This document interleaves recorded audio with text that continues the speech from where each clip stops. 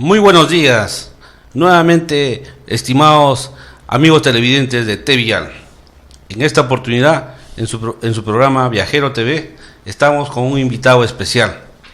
Aprovechamos la estadía aquí en el Perú del doctor ingeniero Jorge Alejandro Chávez Cano.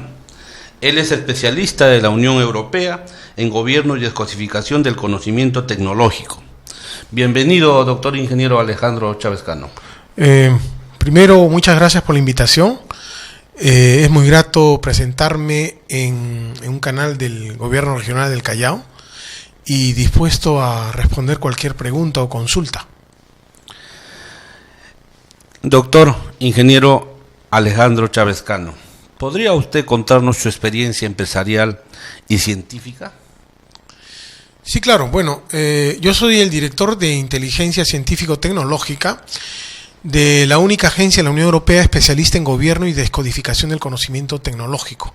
Vamos ya 38 años en 59 países y nuestros nichos tecnológicos más fuertes son transporte público, inteligencia logística, transferencia tecnológica y gestión del conocimiento para gobernar. Somos en esas áreas muy fuertes, habiendo participado en diversos proyectos en América, Europa, Asia y América Latina, ¿no? Hemos estado en proyectos como el Skolkovo del gobierno ruso, hemos estado en todo lo que es el tren de alta velocidad del AVE español en 1993, hemos participado también en todo lo que es la conformación de la planificación estratégica y política de gobierno, de la integración flamenca entre Holanda, sur de Holanda, Bélgica, Luxemburgo y el sur de Alemania en 1998. Y luego en todo el proceso de modernización de las ciudades en España, ¿no? En España, la reconstrucción también de Afganistán, Kabul, y todos los sistemas de seguridad que se montaron a razón de los atentados en Jerusalén, en Tokio, en Londres, en Madrid y en los Estados Unidos. Aparte diversos proyectos en Brasil, en Perú, en Chile y en Miami principalmente, ¿no? En telecomunicaciones. Eso sería más o menos un resumen muy apretado de nuestra actividad internacional, ¿no? Aquí en Perú hemos participado, como sabrá, doctor, en la implementación del tren eléctrico 1986-87, en la implementación del Metropolitano, el COSAC 1, el 2008, y en la exposición y presentación que hicimos a nivel nacional el 2012 de la Red Ferroviaria Nacional, ¿no? Eso sería en resumen lo que hemos estado haciendo, lo más relevante, importante, ¿no? Entre otras actividades.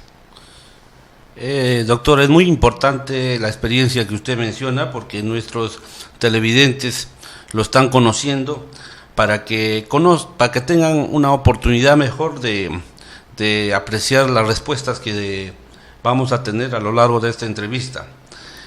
¿Cómo ve usted a un peruano en el extranjero a nuestro país? Miren, en términos generales, los peruanos se encuentran muy desmotivados, sobre todo los que son empresarios, porque hemos visto, y esto lo hemos discutido muchas veces en diferentes aeropuertos o eventos que nos hemos encontrado, inclusive en diversos hoteles donde nos reunimos, que la visión sobre Perú es una visión demasiado crítica, en el sentido de que hemos vivido una bonanza económica muy fuerte, muy potente, pero a pesar del dinero que ha habido en grandes cantidades, mucho mejor que otras épocas, los 3-4 últimos gobiernos no han sido capaces de poder avanzar, de modernizar mejor al Perú, ¿no? De distribuir mejor la riqueza para todos los peruanos, ¿no? Eso sería en resumen. Y en la parte tecnológica o científica seguimos todavía aislados del mundo, ¿no? Hemos sido unos ricos con una pobreza de acción para el desarrollo, ¿no? Por decirlo así. Le comento, doctor, que estamos ya en circulación nuestra edición número 4 de la revista Viajero y gratamente hemos recibido un aporte suyo sobre un tema muy interesante que es del Perú. Perú, política, arte de un buen gobierno. Usted hace un artículo muy interesante donde nuestros estimados lectores de esta revista van a gozar de esta nota, y quisiera aprovechar para preguntarle por qué usted considera que el presidente Pedro Pablo Kuczynski no fue electo. Lo menciona en la nota. Bueno, yo, como muchos peruanos que vivimos en el extranjero y venimos al Perú y que estamos muy ligados a organismos internacionales y haciendo un seguimiento muy fuerte al Estado peruano y a los gobiernos peruanos, sabemos que los procedimientos que se ha seguido a través de la OMPE y del Jurado Nacional de Elecciones no han sido los más transparentes. Y esta es una opinión que ha sido muchas veces repetida por las misiones de observadores que han llegado de la Unión Europea y de la Organización de Estados Americanos. Por ejemplo, eso de no permitir a los personeros de los partidos hacer una fiscalización las primeras 16, 18 horas del conteo rápido, donde de un momento a otro apareció el actual presidente ya en funciones, Pedro Pablo Kuczynski, duplicando prácticamente los votos que en la primera vuelta habían sido al revés. Eso, en cuanto a concepción matemática, estadística, o demostró eso es imposible, eso nunca se da, no puede ser, ¿no? Entonces, lo que nos hace pensar de que ha habido cosas irregulares. Pero aún así, y indicando además que la mayoría de los peruanos, porque estoy ya hace un par de semanas aquí en Perú y lo he podido conversar con diferentes peruanos, directivos de gobierno, que piensan lo mismo. Todos los peruanos están involucrados y desean de corazón, entiendo eso, que este gobierno sea exitoso. Porque si este gobierno es exitoso, todos los peruanos van a tener beneficios. Y ese es el deseo que yo personalmente quiero transmitir a sus televidentes, ¿no? Bien, entendiendo esto, entonces le hago una repregunta. ¿Cómo podemos obtener o ganar legitimidad ejecutiva, es decir, un liderazgo ante las fuerzas sociales de la nación para gobernar este país, teniendo entendido que tenemos una nula institucionalidad? Es decir, la corrupción está generalizada, principalmente en los proyectos de transporte. Para esto es simplemente revisar algunos informes periodísticos de las cadenas televisoras que hacen esto, que finalmente pues genera pues una desconfianza en la inversión extranjera, y finalmente pues el aborto de las concesiones mineras demuestra todo esto. ¿Qué le parece? Mire, voy a tratar de ser muy sucinto en mi respuesta y categórico, y nuestra visión o mi visión personal sobre esto es muy simple. Primero, si entra con una serie de dudas que no lo muestran como un presidente legítimo a Pedro Pablo Kuczynski, lo mejor, lo único que puede hacer es implementar una política de shock para poder no frenar, no enfrentar, sino destruir la corrupción endémica que tiene Perú. Porque si no lo consigue, no va a poder gobernar. No va a poder gobernar este presidente. Eso, punto uno.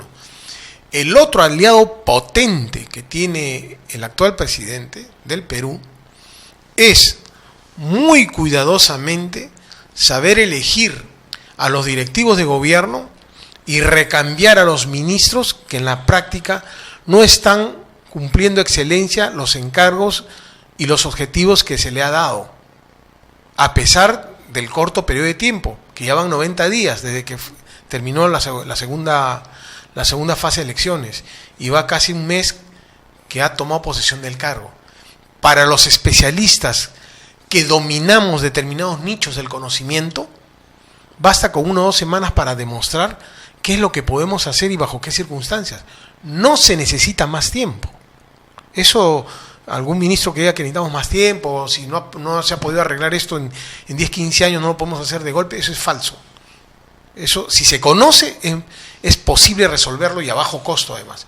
Entonces, lo que estoy hablando en este sentido es, urge una excelencia en la gestión del conocimiento, colocar a cada especialista en su lugar.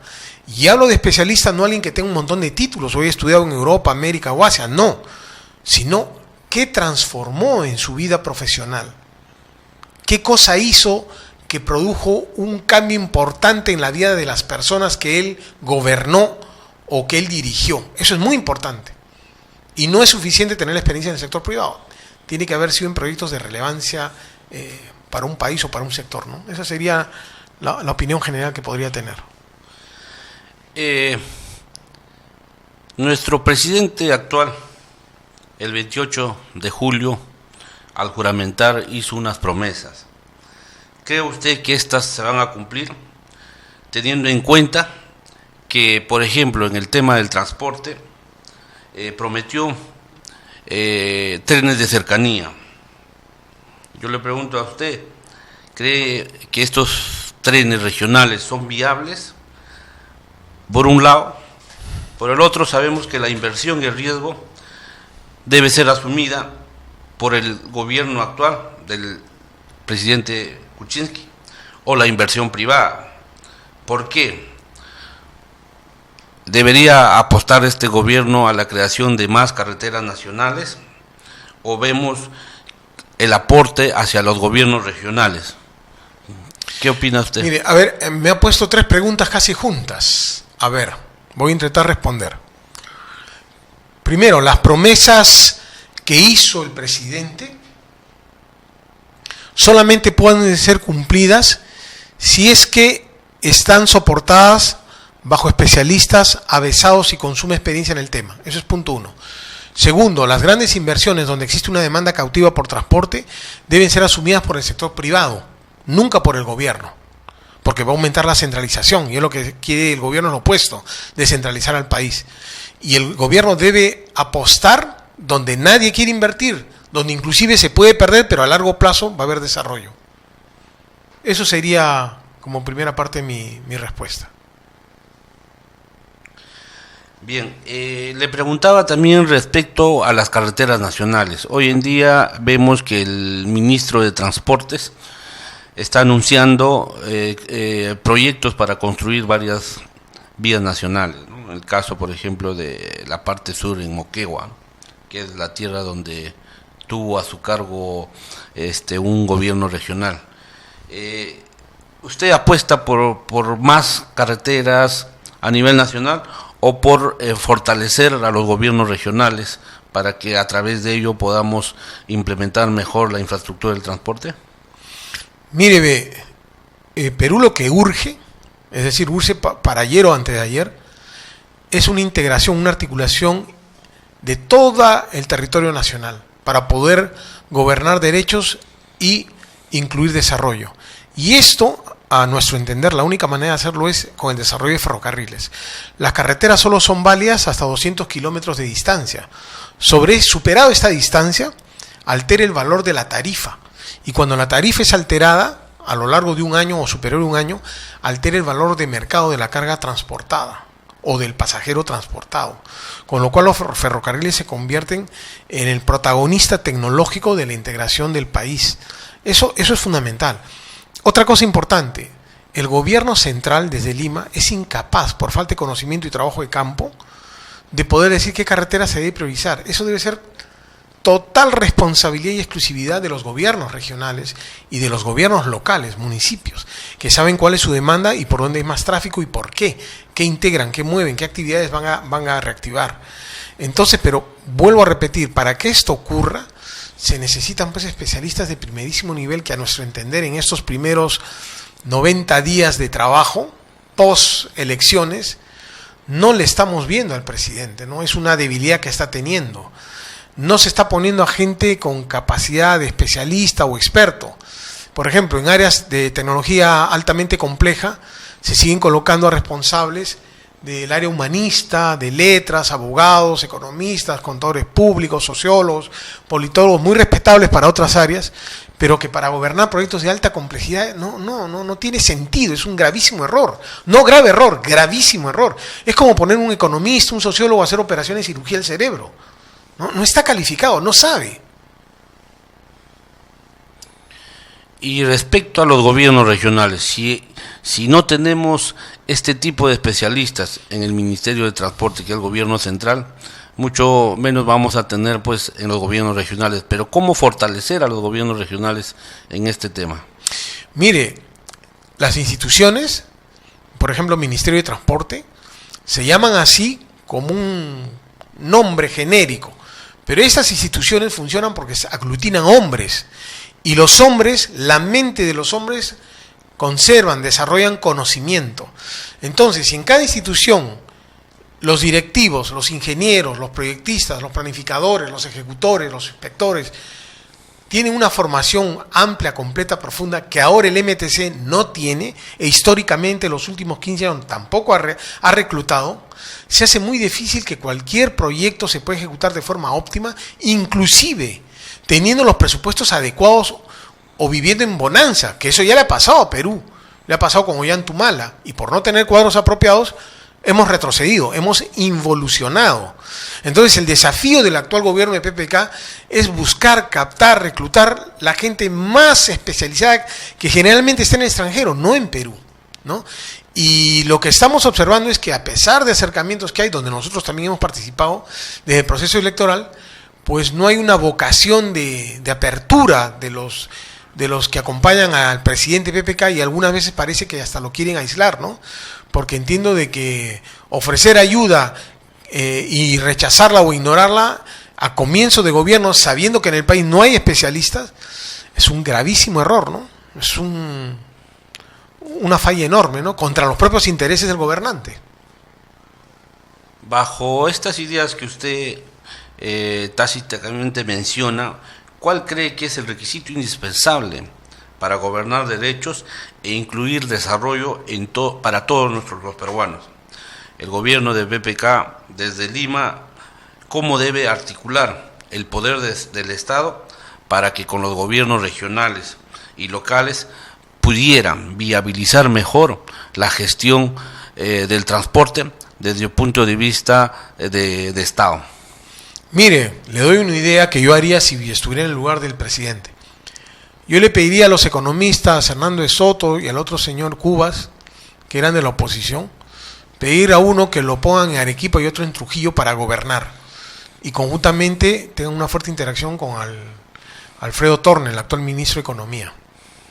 Para que así en 3 polos o en ejes de desarrollo, con gente la más capacitada que hay en Perú, se pueda buscar gente de mayor preparación en la ejecución de proyectos, de mayor comprensión de tecnología. Y cuando hablo de tecnología no estoy hablando de TIPS o telecomunicaciones, estoy hablando de gente especializada que pueda comprender un gobierno a través de procesos cognitivos, procesos de ejecución, procesos de fiscalización y procesos de consecución de objetivos. Un dato que le quiero transmitir a usted que es muy importante: en las economías más avanzadas, los que están a cargo de la economía no son economistas, son tecnólogos. En una de las entrevistas que le hiciera el conocido periodista Jaime Altaus en uno de los medios, el señor Hernando de Soto hizo una exposición que no era de economista, era de tecnólogo, cuando él se refería a cómo formalizar a las microempresas y pymes peruanas. Esa exposición, ese enfoque de mostrar el fenómeno en procesos, eso es lo que debería mandar para regir y comprender. Es decir, en resumen, colocar la misma gente que se recluta en Lima, ponerlas en Iquitos, ponerlas en Puno, como ejes de gobierno. Utilizar a la oposición y a sus mejores cuadros para poder gobernar en regiones que no tienen capacidad para reclutar a esa gente. Pedirle a COSAPI, por ejemplo, reclutar a Hernán Escalante, el director general de COSAPI, a Gonzalo Ferraro, de Graña Montero, y pedirle que se queden 1 o 2 años ayudando al desarrollo de Iquitos y de Puno. Son gente extremadamente experta, ejecutiva, práctica, y con una buena fiscalización pueden dar un salto de un trabajo de 1 año, lo que sería en 10 años con personas que no están calificadas o más. Eso debería haberlo hecho ya hace tiempo el presidente Kuczynski. Lo que pasa es que estamos viendo que la gente que le rodea es muy inoperativa. Y el presidente Kuczynski, debido a que, si bien es cierto, tiene una experiencia internacional, es solamente de empleado, de funcionario. Mientras que yo estoy hablando es en un cargo de empresario, de crear riqueza de la nada, de transformar cosas de la nada, de tener unos récords de objetividad y competitividad altísimos. Especialmente en nuestra visión, que es internacional, porque, como lo dije al comienzo, estamos 38 años en 59 países. Nuestras formas de ejecutar y transformar riqueza, de crear riqueza, son enormes. Son récords. Y eso los peruanos lo pueden hacer. Los peruanos lo hacen. Gamarra es un ejemplo. Todo el sector primario, todo el sector de micropymes en Perú, en las ciudades de todo el Perú, es otro ejemplo. De la nada han creado riqueza y se han creado su propio autoempleo y están operando y manteniendo hogares miles de peruanos que no tienen ni siquiera educación, ¿eh? Pero si se reclutara la mejor gente del Perú, más unida, como en el fútbol, a la de los peruanos que están fuera, se podría hacer un buen equipo e instalarlos en las regiones donde no hay nada. Iquitos, Puno, Moyobamba, Arequipa, Tacna, Piura, Chiclayo. Interesante, doctor. Hay un dato que nos pone a reflexionar y es el de Cusco, Quillabamba. El alcalde Charati en el año 2015 ha consumido el 70% de su presupuesto. El 70% de su presupuesto ha sido destinado solamente para obras. O sea, no ha podido cubrir el resto del presupuesto y ha hecho algunas obras bastante exorbitantes que de repente la población no lo necesita. ¿Cómo hacer esto desde el Estado para que otras ciudades como Quillabamba pues no derrochen el presupuesto? Los presupuestos lo utilicen para bienes, para infraestructura y para necesidades que la población demanda. Mire, yo le voy a decir con una frase muy pensada por nosotros lo siguiente: el atraso, el subdesarrollo de un país está en la mente de sus hombres. No hay otra razón. Y para eso, o usted forma cuadros directivos, que en este momento, debido a la situación del país, es imposible, porque la curva histórica de aprendizaje, en las actuales circunstancias que vive el país, el Estado peruano, no garantiza que esos objetivos se cumplan. Lo que sí puede hacer es como una forma de reposición o de introducción de élites itinerantes nacionales y extranjeras, peruanas, para poder colocarlas en determinados gobiernos locales, como el municipio de Charati, que tiene 248 obras detenidas, que tiene un estadio municipal construido para 32.000 habitantes y el pueblo tiene 20.000 habitantes, que tiene un palacio municipal construido con piscina olímpica temperada y el alcalde no sabe ni nadar, porque el presupuesto de un año a otro le ha saltado por los beneficios del gas de camisea, pero no tienen inteligencia tecnológica. Es como un niño que está acostumbrado a propinas semanales de 2 soles, 5 soles, y de pronto recibe en su cuenta pues 1 millón, 2 millones de dólares. Se lo va a gastar en cosas que no tienen sentido ni fundamento, porque su perfil cognitivo no está acorde a la demanda social de mercado. Estamos con el doctor ingeniero Alejandro Chávez Cano, hablando de la gestión tecnológica del transporte en Lima y nuestro Perú. Regresamos después de un corte.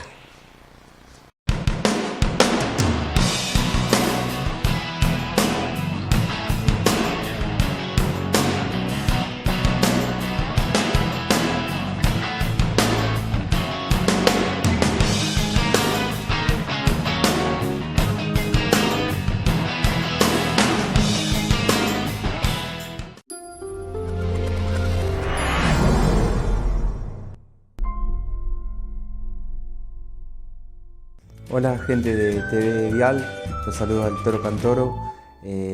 Lo quería mandar principalmente un saludo a todos y aprovechar este momento de que me estén viendo y escuchando, que es importante respetar a los peatones, respetar las leyes de tránsito.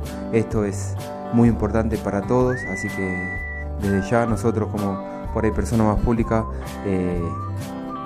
les aconsejamos y tratamos de dar un ejemplo de buen comportamiento. Saludos a todos.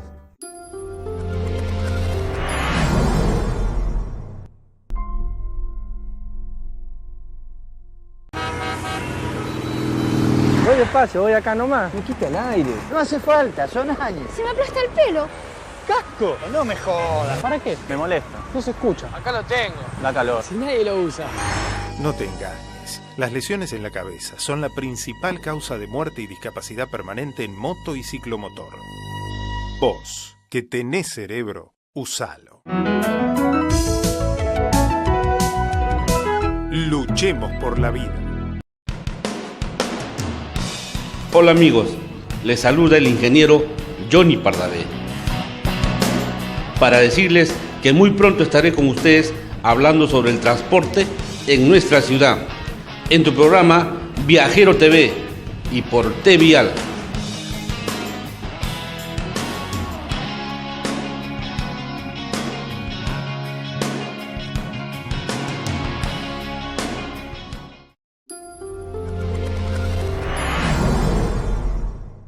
A todos los que ven TVial les sugiero que se monten a la bicicleta, que aprovechen la caminata y que puedan utilizar estas formas de transporte justamente para llegar a sus destinos. Les va a hacer bien, los va a hacer felices, los va a hacer mejores.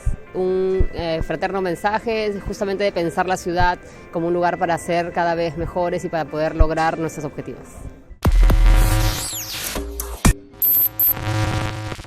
Mi mamá siempre está preocupada. ¡Cuidado, cruzar la calle! ¡Mira para los dos lados! A mí me dice, la gente anda como loca. ¿Por qué la gente andará tan apurada? ¿Sabrán que el año pasado murieron más de 500 personas en el tránsito? ¿De qué sirve correr si no llegas a reunirte con tu familia?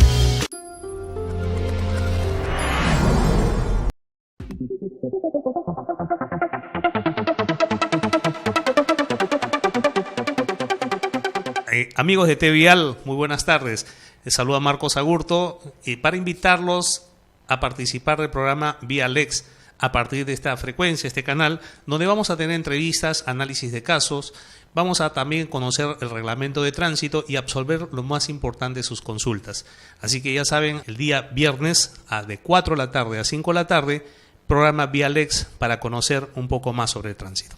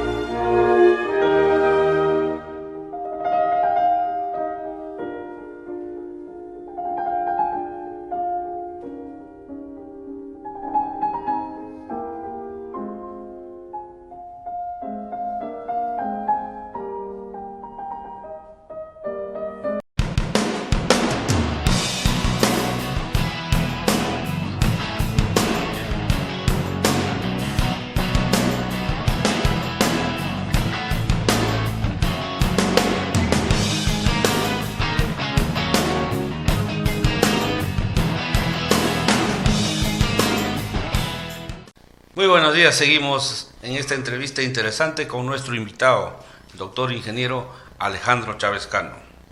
Doctor, estuvimos comentando muy interesante sobre los temas que acontecen al desarrollo de nuestro país, principalmente en los gobiernos regionales. El transporte público y los corredores complementarios son factores pendientes de resolver para la reactivación económica del país a través de las actividades humanas, ¿no? De extracción, producción, comercio y servicios. Esto significa crear empleo y facilitar las oportunidades de desarrollo para las condiciones diferentes. ante la población de la industria y los empresarios. ¿Cómo ve usted este panorama? ¿Qué visión tiene para el transporte y la logística en nuestro país? Mire, nosotros consideramos un factor estratégico dentro de la gobernanza de un Estado, cualquiera, no solo Perú, el trato especial, estratégico del transporte público y de la logística nacional. Sé que hay temas pendientes que se quieren hacer, como es formar la autoridad pública única del transporte, los trenes de cercanías, los de Ica, los de Huacho, los de Chosica. Pero vuelvo a repetir, sin tener un especialista al mando de instituciones que van a gobernar la concesión o la ejecución de estos proyectos, eso va a abortar o se va a hacer mal. Por ejemplo, la concesión de la avenida Javier Prado por esta empresa Ecoexpress o Cegexpress, que al comienzo se llamaba así, una inversión de $70 millones que lo hicieron abortar y dejaron a todos los usuarios del transporte de la Javier Prado sin transporte público. La enorme cantidad de dinero que gastaron estos usuarios transportándose por taxis. El abandono que hubo en este sector durante largo tiempo, al punto de haberlos hecho abortar, desistir con grandes pérdidas de dinero, quiere decir una demostración fáctica de que no se puede confiar en la Municipalidad de Lima para este tipo de concesiones. Y luego el desabastecimiento de transporte público durante casi 3-4 años de la avenida Arequipa, que nos ha hecho involucionar. Hoy tenemos en la avenida Arequipa un transporte colectivo de taxis como en la década del 60, del 50. Y la tecnología de los vehículos que circulan por la avenida Arequipa es una tecnología también de los años 50. Y el control de boletaje, diría que hasta es de la época del año 20 o 30, porque antes, que yo recuerdo, el control de boletaje se hacía a través de un piqueo, el picador del ticket. Ahora te hacen rompiéndote el billete con la mano. Y los vehículos que circulan tienen una tecnología de los años 50 porque están hechos además con una estructura prohibida por ley en Perú del año 95, que es el uso del chasis de camión, de plataforma alta, que margina a los de tercera edad, a los minusválidos, a las mujeres gestantes, a los mayores. Y eso el gobierno municipal como el gobierno central es absolutamente incapaz de gobernar a punto óptimo, porque los cuadros que ha estado poniendo, por ejemplo en Sutran, una contadora pública que ha estado ahí metida como 10 años me parece, o 8 años, Elvira Moscoso, no calificaba para el puesto.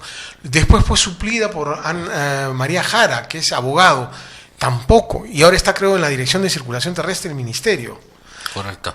Estas personas que pueden ser muy valiosas en su especialidad, no lo son para manejo o gobierno de tecnología altamente compleja, como es el transporte de carga y de pasajeros a nivel nacional, en la Sutran o la Dirección General de Circulación Terrestre, o inclusive en Protransporte, cuando estaba María Jara, ¿no? Hizo un trabajo pésimo, ¿no?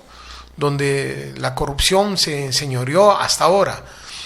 Luego, eso de pedir a través de gobierno a gobierno estudios específicos para estudios de como, por ejemplo, qué requisitos o cómo se debería implementar la Autoridad Única del Transporte en Lima o en el Perú, es un engaño, es una estafa. Mire, uno de nuestros trabajos cuando hacemos transferencia tecnológica es enseñarle a las contratistas internacionales de Europa, América y Asia a cómo construir o cómo hacer ingeniería o cómo hacer industria en dos lugares diferentes. Por ejemplo, hacer ingeniería o construcción no es lo mismo en Ámsterdam o en Madrid que hacerla en Sao Paulo o en Lima. No es lo mismo. Y no estoy hablando de condiciones logísticas, estoy hablando de condiciones operacionales y de traducción e interpretación de la realidad para ejecutar ese proyecto a costo óptimo del contrato firmado. Por eso que muchas empresas que han ganado concesiones en Perú, cuando empiezan a ejecutar el contrato, se dan con que falta una cosa, falta terrenos, falta expropiaciones, falta este dato, falta este cronograma, falta esta información. El gran problema que va a haber con el Metro de Lima, la línea 2, es que se ha firmado un contrato donde no existe suficiente información sobre la red de interferencias. Agua, desagüe, energía eléctrica, telecomunicaciones, monumentos históricos, líneas de gas. Y entonces, si este metro va a ser subterráneo, ¿cómo vas a poder hacer la tunelación si es que no tienes un plano de interferencias que te diga por dónde debes hacer la tunelación? ¿Por dónde debe estar la ruta planeada? Porque no sabes qué te vas a encontrar en el proceso de excavación. Eso por un lado. Y luego, algo más simple. ¿Cómo es posible que la contratista española, una de ellas ACS, a las cuales trajimos el año 95 a Perú, mi empresa fue la que trajo esa empresa aquí a Perú, cómo es posible que esta empresa no haya visto los lugares apropiados, definidos, para poder dar mantenimiento e instalación a la maquinaria enorme, grande, de alto rendimiento, que se venía justamente para implementar esos túneles? Hay un retraso del 30% de las obras y no están funcionando las tuneladoras al 100%. Apenas están funcionando al 5%, con un 30% de retraso. Solo con los indicadores que hoy día se ven, significa que ese contrato que se firmó para tener un proyecto terminado, la línea 2 del Metro de Lima, 33 kilómetros redondeados, en 5 años ha saltado a 9 años. Pero si ustedes creen que ese es el problema viene, ¿cómo usted va a hacer para que en hora punta, hora pico, en la red construida, va a ser para que bajen 60, 40 mil pasajeros hora desde 25, 30 metros de profundidad? ¿Cómo va a ser para que puedan mantener un tiempo óptimo de viaje? ¿Cuánto va a demorar desde la vía pública, del NPT de la vía pública, nivel de piso terminado de la vía, de la calle, para poder llegar a 25 o 30 metros? Masivamente, en hora punta, 40, 60 mil pasajeros por hora. ¿Cómo va a ser para los que bajan? ¿Cómo va a ser para los que salen? Y si cree que ese es un problema grave, se lo complico más. ¿Cómo usted va a hacer para darle respiración, aire ventilado a esos pasajeros? Si esa tecnología no ha sido desarrollada en Perú, si eso no está estipulado en el proyecto, y si ese tipo de configuración tecnológica no tiene experiencia la contratista, porque no la tiene. Nosotros les conocemos en Europa, pero no solo eso, sino Crisi García Godos, la jefe de Ferrocarril y Proinversión, que estuvo a cargo de eso, dirigido, ahora sabemos, por Nadine Heredia, en vez de haber sacado un concurso público abierto, invitando a consultoras o empresas como nosotros, altamente especializadas en estudios de transporte público, altamente especializadas, teoría de juegos, dinámica de conflictos, movilidad, haya dirigido exclusivamente los estudios a una empresa como Geosonda, que es solamente especialista en hacer túneles, huecos. Ha hecho túneles por todos los metros de Europa, es verdad, pero túneles, no estudios de transporte público, que es tecnología altamente compleja. La interacción que hay entre actividades humanas, uso y ocupación del suelo, y el transporte, origen-demanda del transporte. Y eso ha dado lugar que esa tuneladora, Geosonda italiana, priorice todo lo que es la ruta subterránea, que no era necesaria, porque podría ser perfectamente a tajo abierto con un techo falso, y no pasaba nada, y funcionaba perfecto, mucho más barato. Y entonces se hizo esas excavaciones, ¿por qué? Para darle trabajo a su otra empresa madre, que es Geosonda, la que ganó las elecciones del estudio Geodata, que es una empresa especialista en tunelaciones, planear tunelaciones, túneles, y le dio a su empresa madre, que es Geosonda, que es la que está construyendo ahora, que es una de las empresas miembros de la concesión, del consorcio que ha ganado. Y eso se explica, pues, o sea, una empresa filial de Geosonda, Geodata, que hace túneles, definió hacer túneles sin necesidad, para después darle un trabajo a su matriz, que es Geosonda.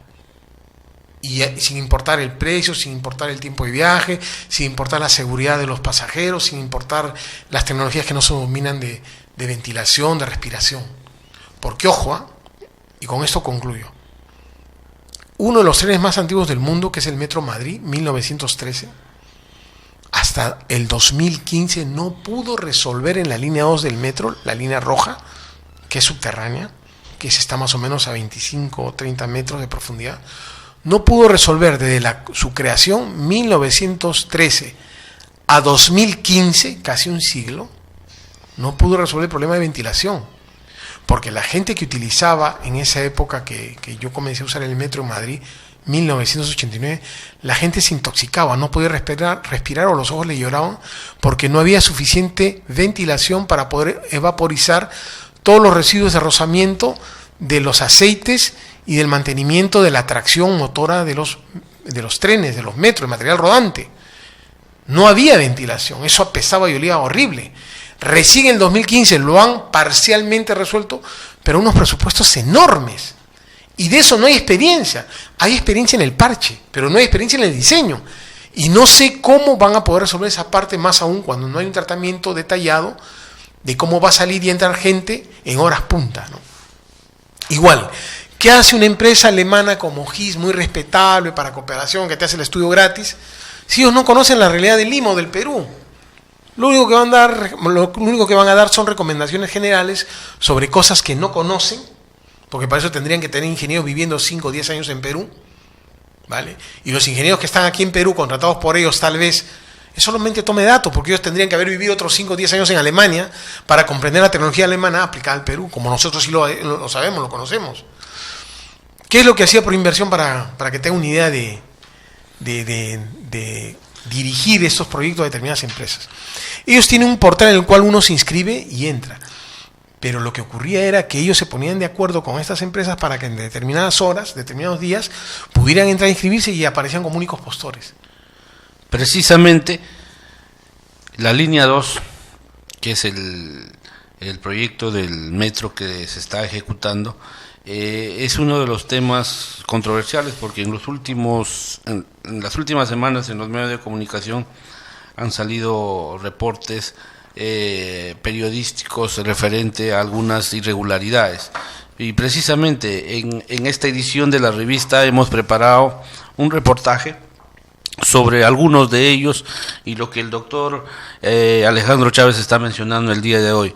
Es importante mencionar, doctor, que esos problemas, estas dificultades que está presentando el tren, la línea 2 del tren eléctrico, justamente van a originar una serie de retrasos. Inicialmente estaba proyectado la culminación de esta obra para el 2021. Con todos estos retrasos, con lo que la Contraloría General de la República ha entrado a esta investigación, creo que el tiempo se va a alargar y eso va a perjudicar, porque lo que la población, lo que el usuario quiere, un transporte masivo, desde el punto de vista operativo. ¿Usted cree que la solución al grande problema del transporte que hay en Lima es solo la culminación de las 5 líneas de tren que el Ministerio de Transportes ha promovido? Por otro lado, también tenemos el estancamiento del metropolitano, solo contamos con uno. Y finalmente, la gestión del alcalde Castañeda ha continuado con los corredores complementarios que dejó la gestión anterior. Entonces, ¿cómo ve usted la reforma del transporte, que el nombre ha sido manoseado durante estos últimos años, para que finalmente pues Lima llegue a ser la metrópoli que busca o que encuentra un horizonte para que pueda solucionar? Y qué alternativa nos puede usted ilustrar? Mire, a nuestro entender, le paso un dato. Es muy fácil encontrar, haciendo un seguimiento tecnológico, el sistema informático y de telecomunicaciones de Proinversión, cómo se manejó la marginación de determinadas empresas para que no se inscribieran a través del portal de Proinversión en el anterior gobierno. Es muy simple. Bastaría ver las horas, interpolar con los datos de los momentos en el cual el portal funcionaba bien y otras veces no funcionaba, se cerraba. Y luego, lo que ocurre en la línea 2 del metro es que había una adulteración técnica para poder dar el proyecto a un postor y además hacerlo de una manera totalmente, ¿cómo podría calificarlo? Totalmente antitecnológica, priorizando simplemente el beneficio de dinero para los beneficiarios de la concesión. ¿Por qué decimos esto? Porque hay soluciones óptimas conocidas en cualquier lugar del mundo para haber hecho un metro mucho más barato. tal vez unos 3.000 millones de dólares más barato. Eso como punto 1. Como punto 2, me preocupa que el actual gobierno esté queriendo acelerar a como sea, a como dé lugar este proyecto, habiéndosele dicho muchas veces, de forma directa e indirecta, de que hay una adulteración técnica en el proyecto, que de llevarse adelante va a crear problemas operativos y aumento de accidentes por baja seguridad en el sistema. No está planeado bien el sistema. No es que solamente se trate de construir y luego llevar gente, no. Va a haber problemas enormes, sobre todo en una ciudad que tiene antecedentes sísmicos. Hay muchas cosas que ACS no tiene experiencia. Es su primer proyecto de metro en el extranjero que construye. Ellos no han construido nunca metros en el extranjero ni planificado.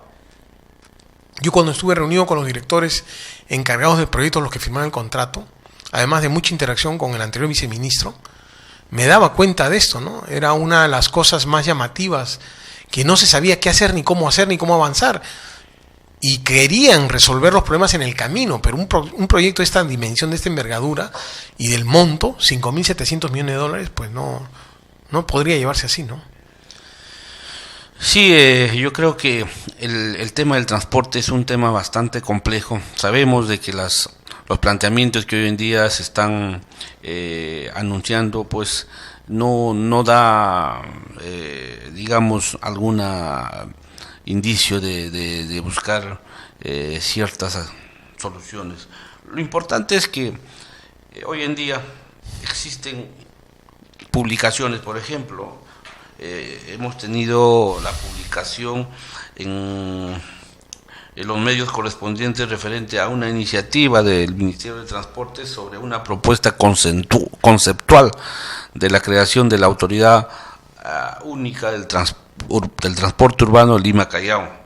Esta propuesta conceptual lo han elaborado una corporación alemana, GIS, y patrocinada por el Ministerio Federal del Medio Ambiente, Protección de la Naturaleza y Obras Públicas y Seguridad Nuclear del gobierno de Alemania. ¿Qué opinión tiene respecto a esto? Mire, la GIS es la cooperación alemana. Y pedir, como lo dije anteriormente, a una organización que no conoce Perú y que no tiene especialistas para conocer Perú o Lima, ellos van a dar solo recomendaciones generales, ¿no? Lo que debió hacer el Estado peruano, o lo que debe hacer ahora con el nuevo gobierno, es ampararse en consultoras altamente especializadas, no simples ingenierías, ni simples constructoras. Porque lo que hay que diseñar primero es política de Estado, y luego política tecnológica de gobierno, que parece lo mismo pero no lo es. Y a partir de ahí reclutar lo mejor, que no hay, no se está haciendo eso. Se está manteniendo la misma gente que había ahí. Esa gente no va a resolver nada, le va a crear problemas al gobierno actual. Porque hay que depurar, hay que transformar. No es que se necesita reclutar gente que sean expertos en el tema para poder resolver los problemas que se presenten de la mejor forma posible, honrando los contratos firmados, pero no de la manera que se está haciendo ahora. Se está empujando las cosas con ojos cerrados para que supuestamente se cumpla y se avance, pero es que esa no es la manera, porque los contratos están tan mal hechos, hay tanta adulteración técnica, que si no se corrige va a ser inviable el sistema. Doctor, para ir culminando con esta entrevista, me gustaría que me responda a estas dos preguntas. Primero, ¿qué tareas pendientes tiene actualmente el presidente actual, Pedro Pablo Kuczynski, respecto al tema del transporte? Y la segunda es, ¿qué es lo que debería hacer en estos 2 años que le falta al alcalde Castañeda para que en sus planes de transporte, para que esto sea viable, o no lo ve ninguna viabilidad? ¿Qué opina referente a esto? Mire, para ambos casos, blindarse a través del conocimiento. Nosotros se los hemos ofrecido muchas veces, reiteradas veces, hemos pedido reuniones y entrevistas, pero se han cerrado. Y le doy una referencia. O se han cerrado porque tienen intereses ya pactados, que no son de buen gobierno, o porque están queriendo hacer algo que no es condiciente con el cargo de gobierno. Si quieren ellos gobernar, hacer arte de buen gobierno, tienen que apoyarse, ampararse en el conocimiento tecnológico para resolver problemas, porque lo que están haciendo ellos con los cuadros que tienen ahora mismo, amparándose y contratando con ingenierías simples, europeas o asiáticas o lo que fuera, no está dando resultados porque no está resolviendo problemas. Cada vez está peor el sistema de transporte. No hay forma de resolverlo porque los cuadros que gobiernan, que trabajan en el municipio como el gobierno central, no son los apropiados. Y estos ambos organismos no están aceptando ayuda, y eso da mucho que pensar. ¿Por qué no aceptan ayuda si tienen un problema? Le agradecemos enormemente a través de este programa Viajero TV al doctor ingeniero Alejandro Chávez por estar presente con nosotros y hablar el tema de la gestión tecnológica del transporte en nuestro país. Sus últimas palabras a nuestros televidentes. Sabemos que llega este programa a muchos profesionales, empresarios, autoridades y usuarios del sector transporte, para que ustedes puedan escucharlo. ¿Cuáles son sus palabras finales? Miren, una de las cosas que tiene que hacer el sector empresarial de transporte, sobre todo de pasajeros y de carga, es blindarse a través del conocimiento para proponer soluciones en el Congreso y al Ejecutivo, Ministerio de Transportes. Porque de otra manera, si sigue esta política inicial de hacer oídos sordos de las ayudas que se ofrecen o de las soluciones que se proponen, va a repetir la misma historia que el anterior gobierno de Ollantumala. Y el sector empresarial, como es que el directo beneficiario y el que vive de este sistema en el país, está obligado por su propia naturaleza y subsistencia a proponer fórmulas de solución a través de otros sectores privados o contratando consultoras o especialistas del sector privado internacional, porque en el país no hay especialistas de transporte, para poder trabajar conjuntamente con el Congreso o con el Ministerio y hacer presión ahí. Porque, vuelvo a repetir, si el Ejecutivo, el Ministerio de Transportes, no está abierto, no quiere recibir ayuda, es porque ya tiene decisiones tomadas cuyos resultados no van a ser beneficiosos para el país en conjunto. Ese es mi entender. Muchas gracias, doctor ingeniero Alejandro Chávez, por estar presente con nosotros, y damos pase a Merian para que continúe con el programa.